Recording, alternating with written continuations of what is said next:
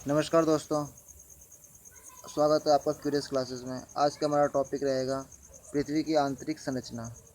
पृथ्वी की आंतरिक संरचना की जानकारी हमें भूगर्भिक ताप, ज्वालामुखी क्रिया, चट्टानों का घनत्व, भूकंपीय तरंग के आधार पर प्राप्त होती हैं। तो चार चीज़ें हो गई: भूगर्भीय ताप, ज्वालामुखी क्रियाएँ, चट्टानों का घनत्व, भूगर्भीय तरंग। तो इन चारों के माध्यम से हमें पृथ्वी की आंतरिक संरचना के बारे में जानकारी प्राप्त होती है।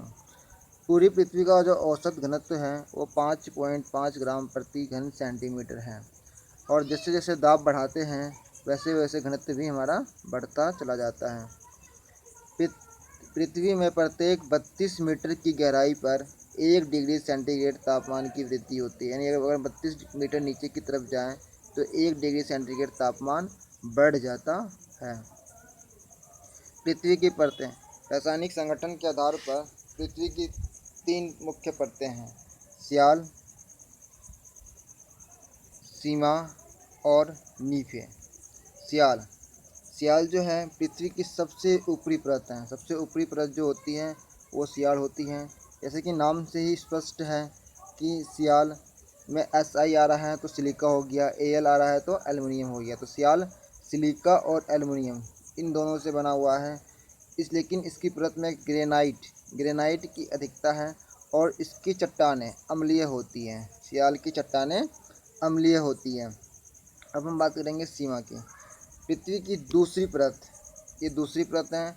सियाल SI से सिलिकॉन, Ma से मैग्नीशियम। तो सिलिकॉन और मैग्नीशियम Mg इन दोनों की अधिकता है सीमा में। और यह क्षारीय चट्टान है। जो पहला चट्टान था वो अम्लीय था, अम्लीय के बाद जो दूसरी परत आती है वह क्षारीय है। यह हमें ध्यान रखना है। इसमें बेसाल्ट और ग्रेबो यह प्रमुख हैं। तीसरा आता है नीफे। नीफे जो है यह पृथ्वी की तीसरी परत है। नीफे जो है पृथ्वी की तीसरी परत है। इसमें निकेल Ni, फेरस Fe दोनों पाया जाता है। अभिनव मत। अभिनव मत भूकंपीय मतलब क्या मत हैं अलग अलग उसके। तो भूकंपीय लहरों के व्यवहार के आधार पर पृथ्वी को 3 स्तरों में बांटा गया है। जो भूकंपीय लहर है उसके आधार पर क्रस्ट, ऊपरी मेंटल, निचली मेंटल, बाह्य कोर। जो ऊपरी मेंटल है क्रस्ट, जो उसकी गहराई है वो 0 से 30। जो क्रस्ट है उसकी गहराई, जो ये ऊपर वाला पृष्ठ क्रस्ट है, जो इसकी गहराई है 0 से 30 किलोमीटर के बीच माना गया है। ऊपरी मेंटल की 30 से 700, निचली मेंटल 700 से 2900 और बाह्य कोर 2900 से 5150, 5150 से 6371 के बीच इसे आंतरिक कोर माना गया। इस तरीके से पृथ्वी की परत है। अगर हम घनत्व का एनालाइज करें, सबसे पहले घनत्व 2.90 है, फिर 3.3 है, फिर 5.5 है।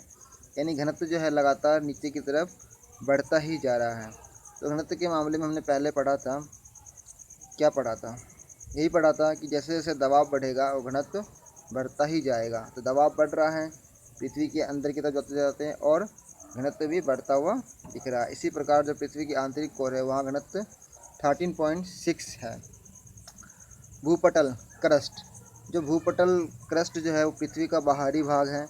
इसकी जो औसत मोटाई है महासागरों के नीचे 5 किलोमीटर और महाद्वीपों के नीचे से 30 किलोमीटर है। महाद्वीपीय भूपटल नीस एवं ग्रेनाइट का बना है। यानी क्रस्ट जो है वो नीस और ग्रेनाइट से बना है। और जो महासागरीय भूपटल है वह बेसाल्ट चट्टानों से बना है। तो यहाँ ध्यान रखने वाली बात है, यदि हम महाद्वीप की जो भूपटल करेंगे, जो भूपटल महाद्वीप में है वह नीस और ग्रेनाइट से बना है। और जो भूपटल महासागर का है वह बेसाल्ट चट्टानों से बना है। ये चीज़ यहाँ इम्पोर्टेंट है, ये चीज़ हमें ध्यान रखना है कि नीस और ग्रेनाइट से महाद्वीपीय भूपटल बना है और बेसाल्ट चट्टान से महासागरीय क्रस्ट यानी भूपटल बना है। भूकंपीय लहरों की गति के आधार पर क्रस्ट जो है उसके 2 उपभाग हैं: ऊपरी क्रस्ट, निचली क्रस्ट। ऊपरी और निचली क्रस्ट के बीच में कोनार्ड असंबद्धता पाई जाती है। अगर दो क्रस्ट है और इसे ऊपरी क्रस्ट, अगर हम इसे ऊपरी क्रस्ट मानते हैं फिर निचली क्रस्ट है, तो उसके बीच में कोनार्ड असंबद्धता पाई जाती है। उसी प्रकार क्रस्ट और मेंटल के संपर्क मंडल को मोहोरोविकिक कहते हैं। जैसे अगर क्रस्ट हो गया बीच में मेंटल है तो इसके बीच का जो भाग है उससे हम क्या कहेंगे, मोहोरोविकिक कहलाता है। मेंटल भूपृष्ठ के आधार पर क्रोड के बीच का स्तर मेंटल कराता है। भूपृष्ठ के आधार, जो भूपृष्ठ का आधार होता है और क्रोड के बीच का जो संस्तर है वो मेंटल कहलाता है। इसकी जो गहराई है 200 से 2900 किलोमीटर के बीच है। इसकी भी दो भागों में बांटा जाता है, निचला मेंटल और ऊपरी मेंटल। ऊपरी मेंटल को हम दुर्बलता मेंटल यानी एस्टेनोस्फेयर भी कहते हैं। दुर्बलता मंडल का निचला जो भाग है वह ठोस होता है। दुर्बलता मंडल का निचला भाग कैसा होता है, ठोस होता है, और ऊपरी भाग कैसा होता है, प्लास्टी होता है। आंशिक गलन अवस्था में होता है ऊपरी भाग। भूकंपीय लहरों के वेग इस मंडल में कम हो जाते हैं, इसलिए इसे न्यूनतम वेग मंडल भी कहते हैं। तो ऊपरी मंडल को हम क्या कहते हैं, न्यूनतम वेग मंडल भी कहते हैं, क्योंकि यहाँ पे जो है जो भूकंपीय लहर हैं उनके वेग कम हो जाते हैं। ऊपरी और निचले मेंटल के बीच असंबद्धता पाई जाती है। जो ऊपरी मेंटल है और फिर जो निचले मेंटल है वहाँ पे असंबद्धता पाई जाती है। नेक्स्ट है क्रोड यानी कोर। पृथ्वी का जो केंद्रीय भाग है वो 2900 किलोमीटर से 6371 किलोमीटर तक केंद्रीय भाग जो होता है उसे हम क्रोड कहते हैं। यहाँ पे सघन लोहा निकेल का मिश्रण, जिसे नीफे कहते हैं, होता है।